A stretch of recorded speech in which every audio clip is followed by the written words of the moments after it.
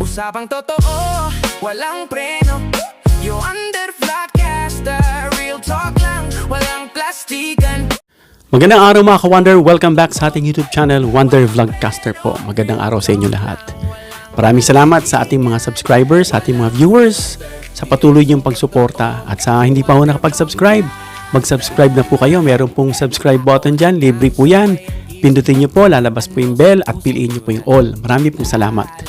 Pag-usapan natin itong press conference, no? Nitong legal team o itong defense team ni Sara Duterte na sinagawa ngayon nga mga ka-Wonder, no? Na tayo yung nagtataka, ang daming bumabanat sa kanila at ang dami nila mga palagay-lagay na mga post nila, mga message, yung ibang mga cryptic pa, kung ano-ano mga post ang pinaglalalagay para depensan si Sara Duterte, no? Imbis na humarap doon sa House Committee on Justice dyan sa House of Representatives dahil napazabi na nga at inaantay yung laging kino-quote yung pangalan niya at bakante yung kanyang upuan, imbis na doon magpaliwanag, dito nagpapapress con dito lang sa social media. At sabi pa nitong abogado niya, no, na hindi raw nila ugali makipagpaliwanagan, makipagdebate sa media. No, kung ibig sabihin na media, siguro doon sa social media ang tinutukoy niya. Bakit nagpatawag siya ng media? Kasi wala naman ka-debate dyan. Magpapaliwanag lang sila. At may disclaimer pa na hindi raw nila mai-disclose lahat kasi late na raw dumating sa kanila na itong mula sa House of Representatives, ano? Itong document yata, yung copy kahapon. Well, anyway, hindi natin mako-cover lahat pero madidiscuss natin lahat ng pinag-usapan nila mga ka-Wonder. Bigyan ko lang kayo ng background, no? Tungkol sa intro nitong press con na ginanap ni Attorney Powa at nitong si Attorney Season, itong dalawang magka-tandem mga ka-Wonder. Panoorin natin mga ka-Wonder, pakinggan. Kahit generally lang, dahil syempre, no, as you know, we cannot disclose fully our legal strategy. And as we said, hindi naman kami yung tipo ng mga abogado na gustong nakikipagdebate sa media. We would rather do this through the processes, no? And probably even in the impeachment court kung umabot doon. So yesterday, alam naman natin yung mga naging issues. It's the SALN, no? And then of course the AMLAC or AMLC report, and then all the others pa like yung SEC, BIR, and all that. So ang main focus naman kasi, and of course the testimony of former Senator Trillanes, no? So mirapat lang namin na sagutin yon sa inyo, although hihingi ulit ako ng paumanhin dahil nga hindi magiging madetalye yung sagot namin. One, dahil we only received the documents, no, earlier today, this morning, at sa totoo lang, we haven't had the chance or the time to really peruse over all of these documents that were given to us by the House. And secondly, as you know, our position has been firm, no? And that's why we filed a petition before the Supreme Court questioning the proceedings. And thirdly, it's because kailangan malinaw sa atin kung ano ba talaga ang sakop ng isang impeachable offense. Diba? Very clear naman po sa Sara Duterte versus House of Representatives yung huling desisyon ng ating Supreme Court ng impeachable offense only refers to offenses allegedly committed while the impeachable officer is occupying that impeachable office. So we're talking about 2022 to present. So kailangan po malinaw sa atin yon. And of course, legally, kung pwede lang, we will confine ourselves to that. But naiintindihan ko naman, no, the questions that the public may have. And that's why we are here today to try and answer all of your questions. So without further ado, perhaps we can already start, no, with the questioning. So yun mga ka-Wonder, no, ayon dito mismo sa legal counsel, ito yung yata yung pinaka-spokesperson nila, si Attorney Michael Powa. No, meron siyang disclaimer agad doon na sinabi na although hindi raw nila may bibigay yung detalye kasi early this morning daw yata, no? Early this morning lang nila na-receive yung document, ano? I think that is for their perusal, no? Kasi nga ito yung copy, hindi nga sila uma-attend kasi mga ka-Wonder, no? Kaya tapos sasabihin lang, hindi na nabasa na mabuti, no? Well, sinabi rito ni Michael Powa na ang ibig niya sabihin mga ka-Wonder, na sa isang alleged impeachable officer, si Sara ang tinutukoy niya, dapat daw yung impeachable offenses lang daw, ang sakop na taon is mula nung umupo si Sara bilang Vice President ng bansa. So, ang ibig niya sabihin, mga ka-wonder, na ang dapat lang pag-usapan when it comes to those offenses for her allegedly to be impeached ay mula 2022 hanggang present. No, hindi na raw kasama dapat dun yung, kasi nabanggit nga dun sa pagdinig, no, mula 2006 daw hanggang 2025. So, parang hindi na raw kasama yon. Pero bakit iyon tinalakay ng committee or House Committee on Justice? Do you think may substance iyon na para pag-usapan at gawing ebidensya para ma-impeach si Sara Duterte? So well, yan po yung ating mga pag-uusapan ngayon, mga ka-wonder. No? At ito ang sinabi nila na imbis na humarap sila doon sa pagdinig, no, na isinagawa kahapon, 22 at meron pa yan, sa May na sunod. I'm not sure kung what is the exact date. Aabangan natin kung a-attend itong si Sara Duterte. Well, yung discussion, yung context natin dito, mga ka-wonder, itong sinagawang press conference ng kampo ni Sara Duterte, ito nga, of course, yan ay para sa kanya. No? Itong kabilang dito si Michael Poa. At hindi lang ito simpleng paliwanag itong nangyari, mga ka-wonder. If you have time, pwede niyong panoorin ng buo dyan. Kasi nga, wala na akong panahon pakinggan yan. Dahil dun dapat sila nagpapaliwanag. Dun mismo sa proper venue. Doon sa lugar mismo na talagang itinalaga para dyan, para may bearing, no? Hindi yung magpe-press con, magkakandak silang press con. Wala nga yata si Sara Duterte, no?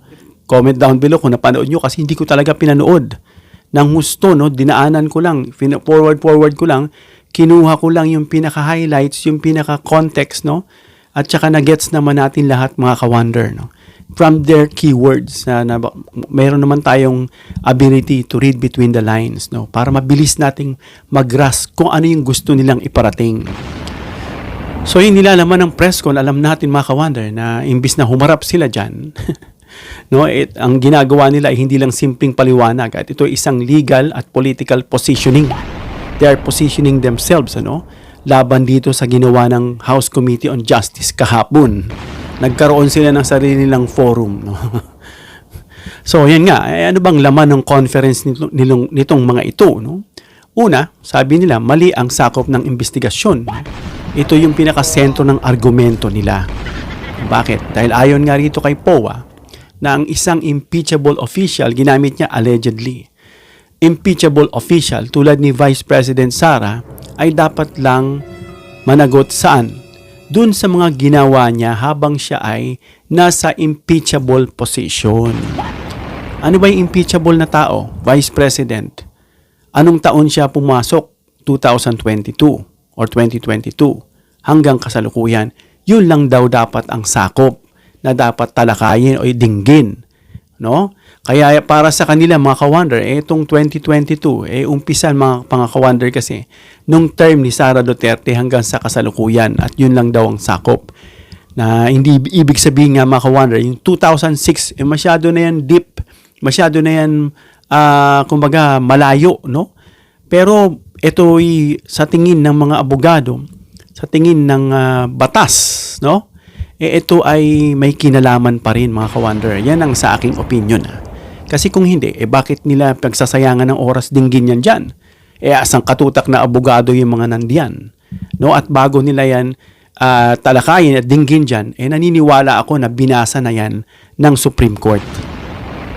Diba? Kasi nakita na yung Supreme Court I-reviewin ng Supreme Court yan. Sasabihin sa kanila, bakit nyo pa pinag-uusapan to? Diba? So, kung hindi man yan sabihin ng Supreme Court, di na yan kasama. Bakit hindi nyo sinabi in the first place na kayo nga ang nagre-review ng mga bagay na tatalakayin dyan ng House Committee on Justice?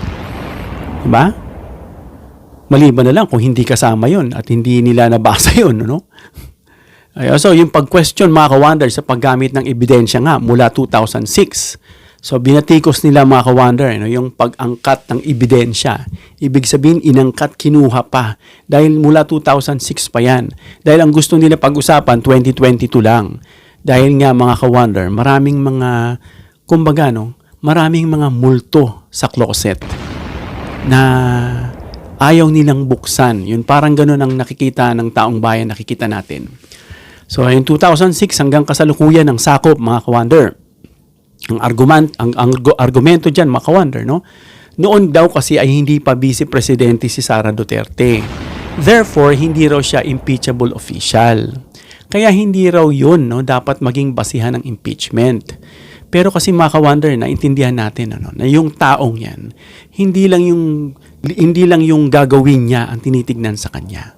May mga ethics pa, may mga background pa ng pagkataong yan bilang leader. No, itago mo yung mga pinagagawa mong kawalangian, kasalanan sa tao. Kung sino ka, betrayal of public trust na agad yan. Di ba? Hindi mo nga sabihin. Yun nga mag-a-apply ng trabaho, pinalaya na siya. Malaya na siya, hindi na siya convicted, ex-con na siya. Nag-apply siyang trabaho, no? Sabihin natin itong isang kampanya, apply ako. O sige, pagkakatiwalaan ka namin kasi naawa kami sa'yo. Ano ba record mo? Hindi niya dinisclose. Ako'y ganito, hindi niya natagpuan. Sa tingin mo, magagalit sa kanya yung kumpanya o hindi? Magagalit sa kanya dahil hindi niya dinisclose. No? Parang salin, hindi niya dinisclose yung tamang halaga. No? Sa tingin ng batas, hindi patas yun kung hindi mo isasama yung mga bagay na dapat malaman ng tao tungkol sa pagkatao sa ginagawa ni Sara Duterte at ng pamilya niya. Bakit? May kinalaman pa rin yan para sa amin, para sa taong bayan. At dapat yan ay dinggin. No? At yan nga mga ka-wonder, yung implicit message niyan, hindi mo daw pwedeng i-impeach ang isang tao base sa ginawa niya. No? Noon, bago siya naging isang impeachable official. Sa tingin nyo, may punto si Michael Poa? O isa lang itong palusot? At yung justification dyan kung bakit hindi sila dumadalo, sinasabi niya nga kanina mga ka-wonder, no, na hindi raw nila ugali makipagdebate sa media. Hindi ko maintindihan kung ano sinasabi niyang media. Hindi naman media. Wala naman debate ron. That is only clarificatory questions. No? Walang debate ron. Doon mo isagawa yan sa hearing mismo. No, wala naman debate dyan. Ayaw nga nila yung bagay na parang nagtatanong ka na wala naman dun sa sabpina, wala naman dun sa dokumento. So, iyon ay clarificatory, nililinaw lang. No? At doon naman mangyayari talaga yung debate-bate na yan. Kasi magdedepensa sila eh. No, hindi nga nila pwedeng, alam ko, hindi nila pwedeng tanungin i-cross-examine yung mga pinatawag eh. Yun ay, kumbaga, kinaklarify lang yung mga ebidensya na nalakap. No? Clarificatory lang. Hindi siya talagang kailangan mo depensahan, kailangan mo mas malalim pa. Otherwise, naging trial siya. No? So, hindi raw sila basta lang umiiwas. Ano? Ang rason nila, mga ka-wonder, ay hindi nila kinikilala ang proseso. Kumbaga, wala silang pake sa Kongreso. Hindi nila kinikilala. While nasa Constitution na ang Kongreso ay dapat sila sa kanila sinasagawa yan magpagpa-file ng impeachment na yan at yung pagsasala na yan bago yan ibigay dito sa Senado. So yun yung kanilang sinasabi. No? Dahil para sa kanila mga ka-wonder, may mali. No? Saan?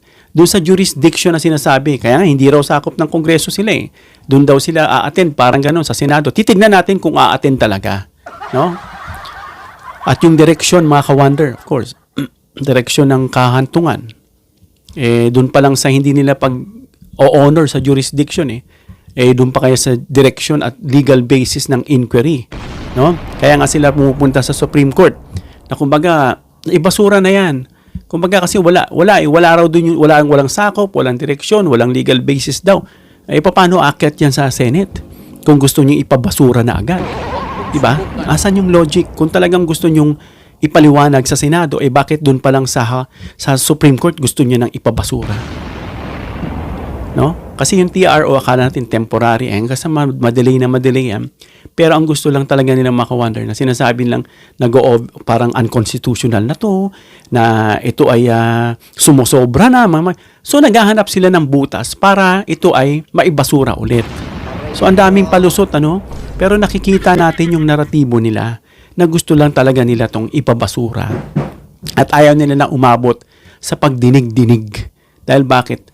Malalaman ng taong bayan. At yun nga, bumaba na nga sa rating. At yung mga kaalyado na nga nagdidesisyon ng bumaligtad at iwanan siya. Meron ka ba naman 6.771 point something billion? Diba? At yung pamilya mo tumatanggap ng pera mula dito kay Sammy Uy na umabot ng 181 million plus. Bagamat yan ay patutunayan pa lahat dyan sa Senado, gayon pa man, meron na nakikita ritong bagay na talagang sa tingin nila, kasi itong kay Trillanes pa lang, yung, kung hindi ako nagkakamali, yung 18 yata na isinumite niya, lahat ng 18 na yon ay kinumpirma mismo ng AMLAC na talagang sinasabi natin, ano bang pinagsasabi ni Trillanes noon? Yung mga tao, ginaganyan siya. And then all of a sudden, all along, na itong mga sinasabi ni Trillanes, pinatotohanan ng AMLAC. No? At yan, isa pa, yung bakit pinipilit ng House na isama yung 2006 hanggang present. Nasabi na nga natin yung buod. Well, ito yung mas malalim na bahagi ito mga ka-wonder kasi malalim na yung 2006. Talagang malalim yan. At mahalaga pa rin yan mga ka-wonder para pag-usapan at marinig ng tao. Dahil makikita rito mga ka-wonder yung pinakamahalaga. Ano yun?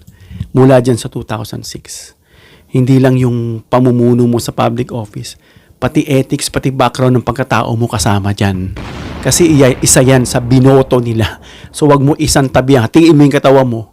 No? Ano bang aspeto ang binoboto sa'yo ng tao? Yung kabuuang ikaw. Ano ba meron ka? Physical, spiritual, mental, moral, emotional. Lahat ng kabuuan mo. Isa lang dyan maging imbalance, magiging incapable ka na. Halimbawa, naging mentally imbalance ka. Naging baliw ka, buang-buang ka, sira ulo mo. Do you think you are capable to lead the country? Siyempre, sasabihin, hindi. So, ano yung binoto sa'yo? Itong portion lang ba? Pati ang buong aspeto na yan. Kasi mga ka-wonder, unang-una, yung sinasabing pattern of behavior, yan ang pinakamahalaga. No? Dahil hindi lang isolated acts ang tinitignan ng House Committee on Justice doon mga ka-wonder. No? Ang layunin nito ipakita na may pattern o consistency sa kilos. Kung ginagawa mo yan noon, maaring gagawin mo yan ngayon at sa mga susunod na panahon. May point ba o wala? Ngayon, sagutin nyo mga didilis. Diba may point? Hindi pwedeng isang tabi yan. Kaya nga may background check sa mga trabaho Yung judge, dati trabaho ko po isang business analyst. Pag may mag-a-apply na judge, amin pong siyang iba-background check bago siya maipasa bilang isang judge. Importante po yun. Ang isang business, na malaking business, mayaman, gusto makitie up kunyari kay Henry C. Group of Company, SMDC. Aalamin namin kung may mga bank records yan, derogatory reports, mga hindi na bayaran, may mga hindi bayang pasweldo, lahat ng mga derogatory reports. Aalamin namin para hindi siya maging burden dun sa kanyang kakasapiang business, no? Dun kami binabayaran. So, yun, halimbawa mga ka-wonder ng logic na sinasabi natin dyan, kung may parehong uri ng aligasyon noon at ngayon, ang tanong, meron ba? Yung sinasabing way back 2006, paano siya nagkamal ng 6.771 billion. Sabi niya, kanyang salin is 88 lang. Paano dumaan sa kamay mo yung ganung kalaki? Diba? Ngayon, ganun din, kahawig din ng ginagawa So, may point ulit, mga dilis, diba? So mas nagiging credible ang claim mga ka-wonder na hindi ito isang aksidente lang o isang isolated. Huwag niyong i-isolate yung 2006 dahil ang tinitignan dito yung pattern ng ginagawa ng isang opisyal. Kung may katiwalian noon, gagawin niya ngayon at sa mga susunod pa. Sa pa dyan, yung continuity of public office, no? Bagamat iba-iba ang posisyon na hinahawakan, naging mayor siya. Ngayon, vice president. What if maging presidente yan? Itong vice president pa lang, confidential funds. Hindi niya ma-explain. No? At kung ano yung mga actions na galit niya sa presidente, tutsugihin niya. Ganito, ganyan, napaka-violente, nanhanapak. Paano kung presidente yan? Di ba? Isipin nyo yun. No? Isang tao pa rin ang tinutukoy doon. Hindi naman yun ibang tao. Si Sara Duterte at Sara Duterte pa rin ang tinutukoy doon, mga ka-wonder. Kaya ang tanong dyan, mga ka-wonder, may dalabang parehong style ng pamamahala mula noong 2006 hanggang ngayon. Ngayon, meron siyang mga hindi masagot. Ghost students, overpricing, ano pa? Humingi siya ng confidential, may security pa kung ano-anong hinihingi niya. At hindi malaman kung saan niya ginastos, na-coach siya ni COA, na mayroong mga irregularities dito sa mga resibo-resibo na yan, sa mga pangalan ng tao? May parehas bang pattern? Sagutin nyo. Di ba? Oo. Ibig sabihin, may continuity ba dito sa sinasabi nating decision making? Oo. Yung 2006, present hanggang ngayon, yung timeline, ay parang track record yan, mga ka-wonder, ng leadership. Titignan ang track record mo, kahit sa company. Bago ka mag-loan, pautangin ka ng isang kumpanya, milyon-milyon utangin mo. Titignan ngayon, na-reviewin yung track record mo. Inaalam yung track record niyan ng leadership ni Sara Duterte. Para kang isang kumpanya na maglo-loan ka kunyari o makikipag-partner ka sa isang higanteng kumpanya, aalamin niyang record mo. Titignan, maganda palang record nito. Ito yung mga asset na acquire nila o wala silang derogatory report, walang mga tinanggal, walang mga reklamo sa gobyerno, walang mga reklamo sa pasahod at kung ano-ano pa. Tinitignan yung track record mo. Kaya importante yan. Lalo na tatakbo siyang presidente sa 2028. Nakita nyo yung point? Kaya wag nyo isang tabi ang 2006 dahil yan ay malinaw nyo lang na palusot. Itong impeachment, no, hindi yan purely criminal. Alam naman natin na yan ay may halong more of political process yan, mga ka-wonder. Ito yung madalas hindi naiintindihan. At meron pa dyan, mangungutya sa atin. Akala mo, kitali-talino. Pag-check mo ng kanyang background. Kaya hindi ako nagpapapatol, sa mga taong medyo pag nasaling mo sila, i-check mo yung background. Tignan mo, pangalan, trace mo sa Facebook kahit nakalock. Trace mo yung YouTube account kahit nakalock. Malalamat at makikilala mo. Mapapakamot ka na lang, the same old story. No? Tayo ay nag-research, no? Binibigay natin yung magandang impormasyon para sa ating mga viewers. May mga iba dyan, alam ko na mga medyo naliligaw sila itong magugulo dyan. Kahit manggulo kayo, nakafocus tayo sa pagbibigay ng tamang impormasyon sa ating mga mahasugid at mahal na tagapagsunod, dahil tayo ay for the truth, At yan, mga ka-wonder, sinasabi nga natin ulit na yan ay hindi purely criminal, Ang impeachment, mga ka-wonder, ay hindi tungkol sa krimen, Ito ay tungkol sa fitness for office. Are you fit to be a vice president, to be a future president? Lalo na tatakbo siya. Kaya kailangan natin yung fitness niya. Number 1, yung public trust. Isa sa kanyang impeachable offenses, itong betrayal of public trust. Kaya mas malawak ang pwedeng tignan dyan, mga ka-wonder, na ebidensya. Kasama yung mga past conduct, yung mga ugali niya. Kaya nga hinalungkat yan, pati yung pagsapak-sapak niya sa sheriff, pinapatigil na siya. Hindi, parang ayaw niya pang magpapigil, gusto niya pa rin banatan yung sheriff, yung behavioral patterns. Yung sinasabi, kaya nadamay dyan ni Madriaga, yung ugali niya nung college. Na although ito'y sinabi ni Madriaga at kailangan pa yan ipatunayan dyan sa court, sa Senado, pero nasabi nga ni Madriaga yan. At nakikita natin yung kanyang ugali. Sinabi niya sa Pangulo, hihiwalay niya, pinagmumura. Nakitang-kita naman. Sinagsasapak niya yung sheriff. Doon lang kay Sulaika, yung nasa hospital. Kung itrato niya yung mga pulis, kala mo kung sino siya . What if kung siya lang mag-isa? Kagaya nitong mga sila Pulong, kung sila lang mag-isa, may kita mo kaya. Bakit? Kasi may sinasandalan, kapangyarihan at saka mga kasangga. Nakita niya nga si PBBM, nakita ko sa isang video. Parating si PBBM, nagmadali siya, umalis, kasama niya yung grupo niya, nauuna pa siya. Yan kasama yan, behavioral patterns tsaka yung leadership history. Sabi ng isang whistleblower, although whistleblower lang ito, pero ito po yung kanyang opinion at sinasabi niya sa atin, nakita niya rin si Sara, wala naman daw ginagawa yan noon.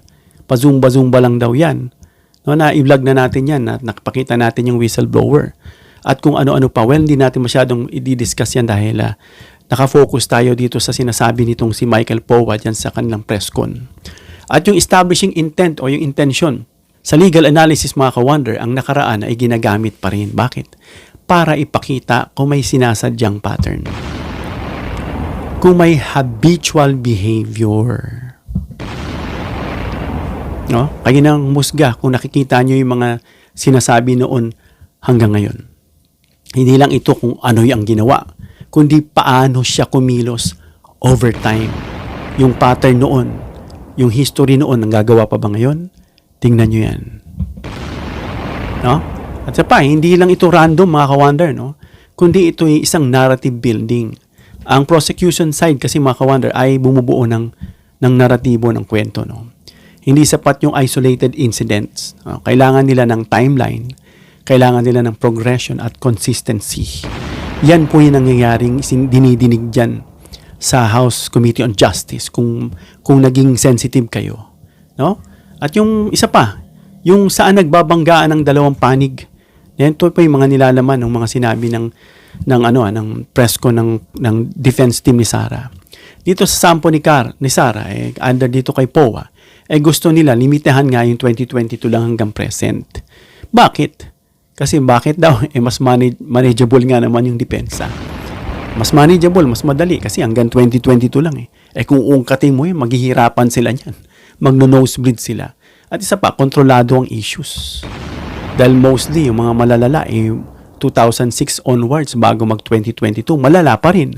Dahil nandiyan dyan yung mga confidential, nandiyan dyan yung betrayal, nandiyan dyan yung sinasabi rito na pagbanta sa Pangulo, at kung ano-ano pa.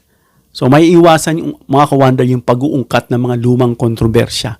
Kaya gusto nila. So, sa legal framing mga ka-wonder, yung jurisdiction lang ang gusto nila na naka-anchor dun sa current office. The current office is Vice President. Gusto nila yun lang. Sa Committee on Justice naman, ano ba? Gusto nila yung 2006 hanggang present. Bakit? Para makita nga yung sinasabi natin kanina, yung sinasabing kabuuang pattern ng isang leader, no? Lalo na tatakbo kang presidente.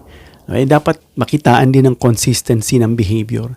Sa tingin nyo mga ka-wonder, nakuwanan ng kabuuang pattern at nakita yung consistency ng behavior ni Sara Duterte mula 2006 hanggang ngayon? No? Ito yung kasi sinasabi na strategic goal ng House Committee on Justice, no? Na para palakasin ang kaso sa pamamagitan ng history at present acts.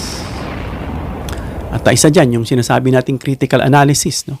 Para ito sa atin, no? Maintindihan natin. No? Dapat bang limitado ang current term? Yan yung mga tanong. Kung oo, mas fair ba ito?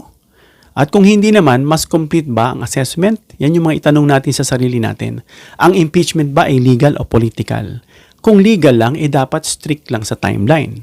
Kung political, trust-based, dapat mas malawak.